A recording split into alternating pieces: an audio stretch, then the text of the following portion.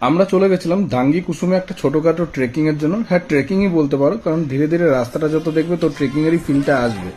প্রায় নিচ থেকে একদম ওপর অব্দি 1.5 কিলোমিটার থেকে 2 কিলোমিটার চড়াই রাস্তা। আর রাস্তা যত এগোচ্ছে তত ভাঙতে ভাঙতে এগোতে হচ্ছে। আর আমরা প্রপারলি প্রিপেয়ারও ছিলাম না, তো সেই রকম ভাবে জুতো ফুটোও সেরকম করে আসা হয়নি।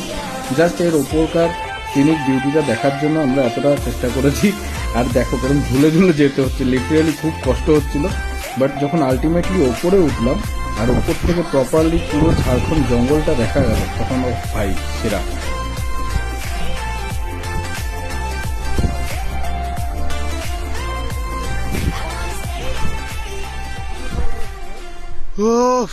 সঠিক জায়গায় চলে গেছে আগে ছুটিসিনি সালা এসে ওটা সার্থক ভাই। সোমনাথ ঠিক সঠিক জায়গায় চলে গেছে